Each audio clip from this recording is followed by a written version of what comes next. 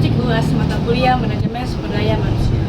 Kami dari kelompok 9 akan menjelaskan strategi dan analisis manajemen sumber daya manusia, yang dimana melalui video ini kami akan menjelaskan teori, studi kasus, analisis, serta solusi yang dapat diterapkan dalam organisasi.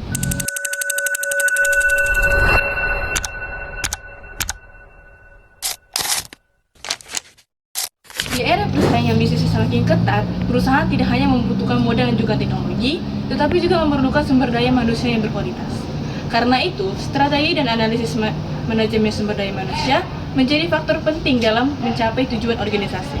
Strategi manajemen sumber daya manusia adalah perencanaan yang dilakukan perusahaan untuk mengelola tenaga kerja agar selaras dengan tujuan organisasi. Sedangkan analisis manajemen sumber daya manusia merupakan proses mengidentifikasi kebutuhan, kompetensi, serta kinerja karyawan.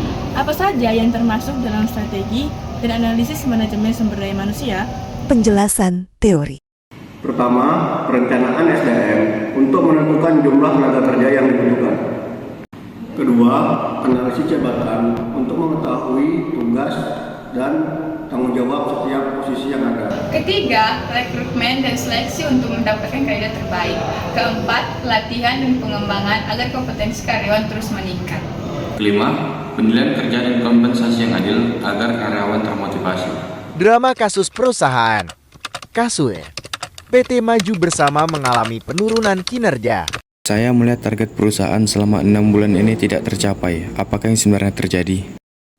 Setelah melakukan analisis, kami menemukan beberapa masalah. Pertama, produktivitas menurun. Kedua, motivasi kerja yang rendah. Ketiga, latihan yang kurang. Keempat, turnover meningkat.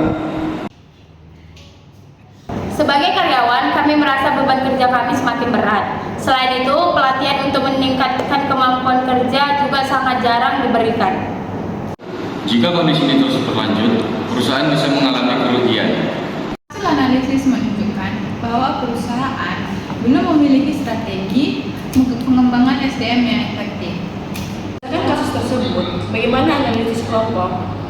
Masalah utama terletak pada kurangnya perencanaan pengembangan SDM. Perusahaan tidak melakukan evaluasi kebutuhan pelatihan secara berkala. Akibatnya, banyak karyawan merasa kurang berkembang. Hal tersebut berdampak pada penurunan produktivitas dan meningkatnya angka resign. Jadi, dapat disimpulkan bahwa strategi manajemen sumber daya manusia yang kurang tepat menjadi penyebab utama masalah perusahaan. Solusi dan rekomendasi. Lalu, apa solusi yang dapat ditetapkan? Perusahaan perlu melakukan analisis kebutuhan SDM secara rutin. Menyelenggarakan program pelatihan dan pengembangan kompetensi. Memberikan kesempatan pengembangan karir yang jelas. Menerapkan sistem penghargaan dan penilaian kinerja yang objektif. Penutup.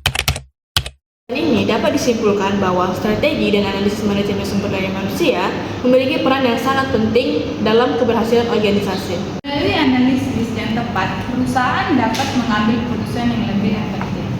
Pengelolaan SDM yang baik akan meningkatkan kinerja